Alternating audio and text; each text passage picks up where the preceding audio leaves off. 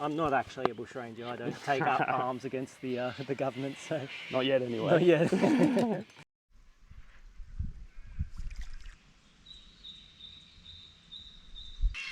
Oh, look at that. Is that a snake? So this is a typical simplistic me breakfast here. Sausage and beans. I'm looking forward to it.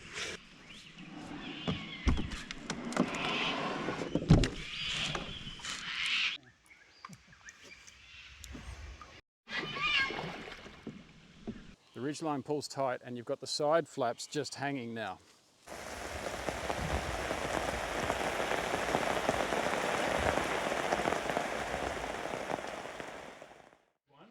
Yep. You alright? Yeah. How do you do these by yourself, hey? Yeah, this one's a bit of a heavy one. Yeah. This is a 16 footer and the yellow one is the 15 footer. Yep. Okay. I didn't realise until now that's the slogan. Where the old meets new. One I of like the that. slogans. Yeah. Yeah. That's good. Appropriate. Do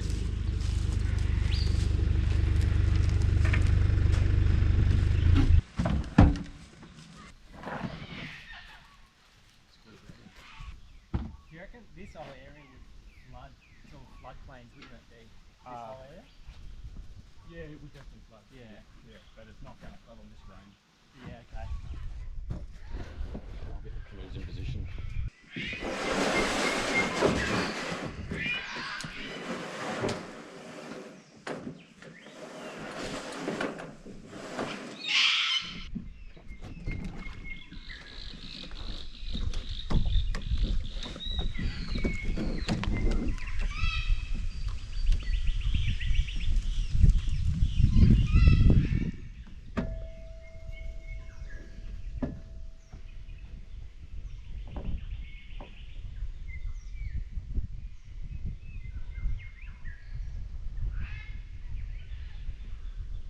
Been loving these socks as well. Just this last step is loose. Which one? This one here. So put all my weight on it, you're saying? And yeah, just go from there. Put to the onto the step or onto the canoe. Yep, that's okay. Got him? Yeah, you alright? Yep.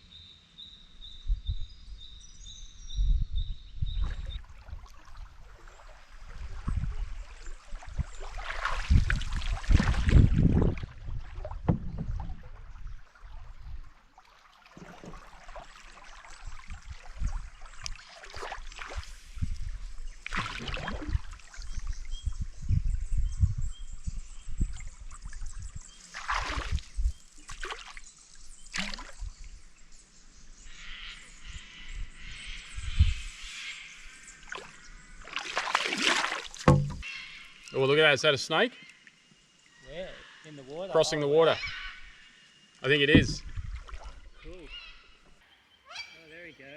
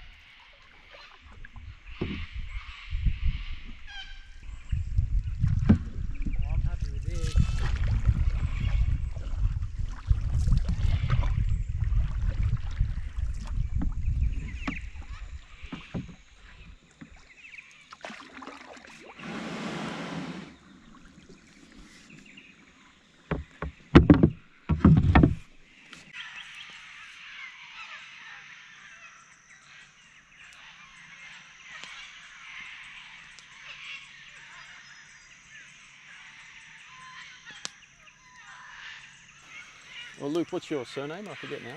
Vandenberg. Vandenberg, that's right. Vandenberg. Where's that Dutch name? Dutch origin, from the mountains. Yeah, Vandenberg right. means so. You've got this YouTube channel called Bearded Bushranger. Yes, Yeah. bushranger. I'm not actually a bushranger. I don't take up arms against the government. So Not yet, anyway. not yet. The heart of it started with the outdoors and nature. I love nature. I always have. I've always loved immersing myself in it. So that was the heart and the love of it. And then what's gone before us? You know, history is a fascinating thing. Look, I live in this country, Australia, and I'm very interested about our history. And so I wanted to combine those two loves together by going out into these wild places that people have been out here before us. And what's the history behind that? And what were their motivations for going out there? You know, it wasn't just, I'm going to go on a weekend camping adventure. They were trying to set up a life for themselves. And, you know, it's very fascinating when you go into that side of things. Some of the adventures I go out on, I really try to be as historically accurate as possible with the gear I wear, the gear I take, stuff like that. Other adventures, like say for example what we're doing here, it's a combination of both traditional materials and modern stuff. More and more though, I find I'm enjoying, and more the ones that the videos that do well is when I'm trying to be actually period accurate. Your snow trips, you've gone up into the snow with a combination of different gear, but then you go back to the snow with more of an old school range of gear because you've experienced it once, now twice, and now 3 times. You get more and more reduced in the modern gear. The third time I'm going out with just a sheepskin. Just a sheepskin and 2 fires. Yeah. That was amazing. I just love the history, and I'm fascinated about and going out on these trips and trying to, as much as possible, live how they would have, or camp like they would have. Sometimes it can almost get emotional sometimes, where it's like you, for a split second, you know, when you're around campsite, you can almost feel like you're there. So I've noticed with your swag, you carry it over your shoulder on a sling, and you have to deal with the cutting that it does on your neck and things like that. Why have not you strapped it to your back?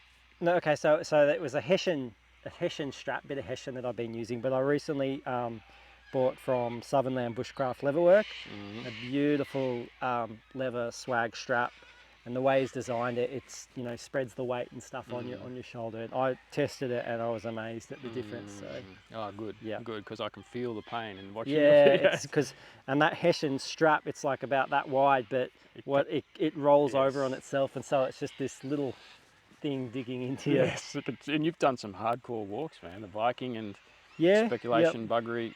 That was a big one. Yeah, a few kilometres there. So yeah, it's steep, harsh terrain. Carrying the water bag as well, that takes it out of you sometimes. So yeah. Yeah, you're the only one I know carrying a water bag into the bush. Yeah, well, it was Scotty from Southernland Bushcraft who got me onto the water bag. So that's what he does too. Oh, he is. I've learnt a lot from him. Yeah, he really lives it and has a lot of knowledge on that kind of stuff. There. Yeah. You know, he makes his own metal work and stuff like that. Yeah, I bought his ferro rod pouch, and I keep that at hand. It's more of an artifact, really. I show my kids it, and beautiful work. I have a 5 goals in 5 years plan, and I think I need to make it 6 goals in 6 years and buy the dinghy to add on top of that. So on year 6, I was hoping you get the dinghy next month. Yeah, I've got a few goals that I need to complete, and they're goals that are quite. They're going to take quite a bit of effort to do. The first one I completed already was get into forward driving. Get into hunting. We've had a lot of conversations about hunting. Learn to ride a horse. Oh, nice. Yeah, which I'm actually planning to do next year. I've already booked it in to coincide with my 6-year-old's birthday, and she wants to learn to ride a horse. Nice. So we might learn together. But I'd love to do one of these horse trips in the high country with your bedroll and that. Yep. What was that? Trying to get my chainsaw license just for the CFA and stuff, and then fly fish. So, that's a lovely thing too. So now number 6 is get a dinghy. Yeah. Apart from recreating and learning about these sort of things, why do you think that needs to be done? Oh, I think we're a little obsessed in our culture with the idea of the latest and the newest, and we can so easily throw out something we had because something new came out, and that's very much in the outdoor world as well.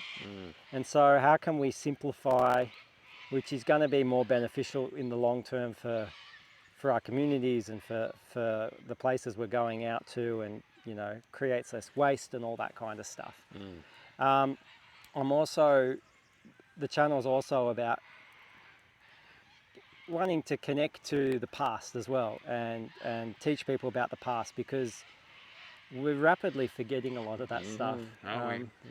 And you know, a lot of the stuff we have that teaches us about that kind of history is in old books and stuff like that. And what's their lifespan? You know, I love old books and I have heaps of them, but you know, digital media and you know, it's, in a way, I often feel maybe what I'm doing is I'm just recreating those old history books of the 1980s, but putting it in a modern format, which is a YouTube video. So Yep, absolutely. Yeah. What about the channel? Like, are you happy with the channel's direction? And yeah, really happy with it. I've been amazed at how much it seems to have resonated with people, and how people seem to enjoy the content and want to know about that stuff and learn about it and see someone putting themselves into it. So yeah. And does it change the way you think about these sorts of trips? Yeah, oh, absolutely. Yeah, it makes me, it puts pressure on me to research harder about how they actually did things back in the day. It started off with bushcraft gear, so your traditional swag, your flint and steel, your billies, your food and stuff like that. And actually, conversations with you and friendship with you has led me to look now into clothing that I'm wearing and on some of these trips.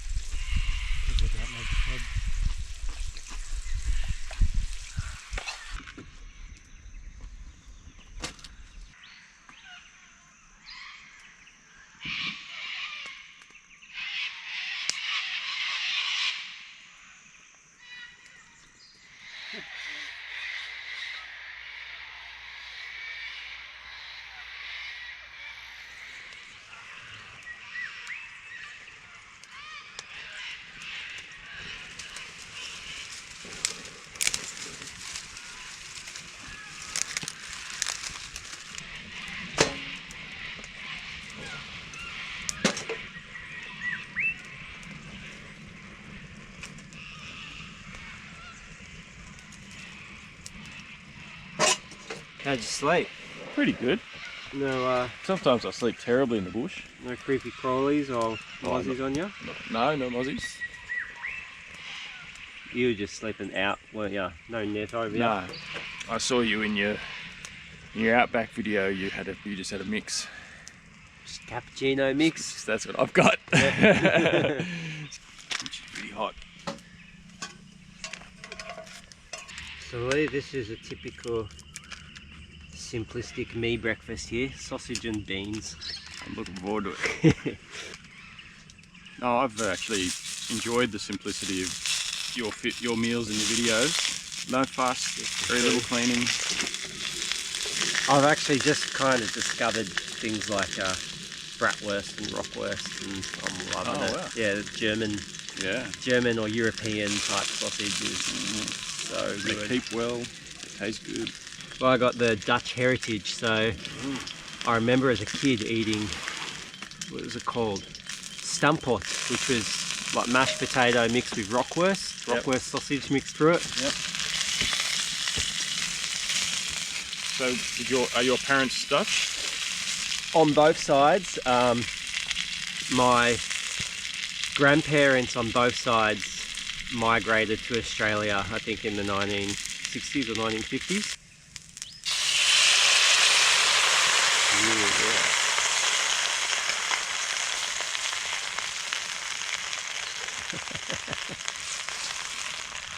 That'll be almost done. My grandparents are so my Bepa and Pa, which is my father's mum and dad, they are my roots, so to speak, of the love of the Australian bush. They were the ones that really fostered that as a kid. Long walks in the bush, explaining different plants and stuff like that. My Pa was a drover in Warrnambool. They were very different for their time, very thoughtful people, very, they were considered a bit strange, so...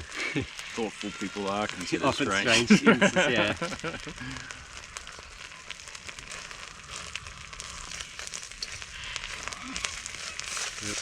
Alright, I'm going to take that off before it starts birding.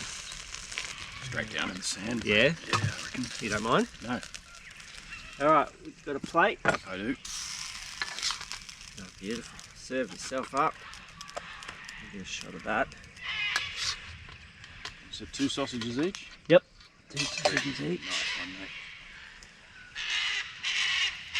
I'm going to use that. You can use a spider as well, protein.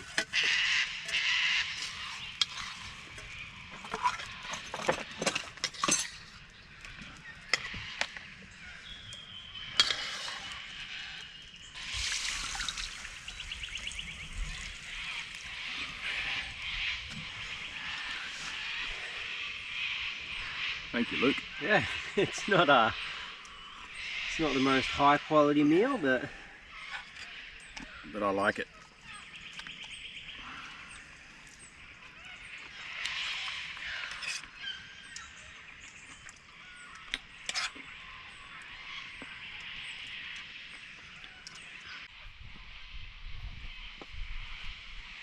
So if you take cotton canvas by itself, that's fairly accessible material. You can even walk in a Spotlight or some fabric store and you can buy canvas. Maybe not the best canvas, but you can buy canvas. You can walk into a thrifty store and you can buy cotton woven pants and shirts and work shirts and things like that, and other things. The treatments are simply beeswax, linseed oil and gum turpentine. You can go other mixtures, but that's the basic premise of the material treatment. So with that treatment, you can put it into those readily available materials and make your own outdoor gear. Yep. For shell, that is, you know, and then with wool sweaters, you can buy those in thrifty stores. It doesn't have to be high-tech stuff, and if you learn the methods of how to manage those materials, how to maintain and manage those materials, you can be doing outdoor stuff that a lot of people say you can't use those materials in. What's fascinating to me is the challenge of multifunctional design to justify the extra weight. Okay, yep. So if I can get something that does one thing that does 3 or 4 things, then arguably I can say those 3 things combined are what this is worth, the weight of this is worth. Yep. So in my mind, I've got a full range of camping gear, from hiking through to standing camps, long-term standing camps. So far I've made almost completely a full range of clothing. I've started prototyping packs, and I've modelled and started sourcing materials for lightweight portable tents through to heavyweight standing tents. The materials are all natural materials, or as close to as I can get. That's like cotton canvas, hemp canvas, blended cotton canvas, like this cotton hemp knit that I'm wearing, possum silk merino knit sweaters, and Melton woven wool pants and tops, and wax canvas shell covers and sheepskins. Yep.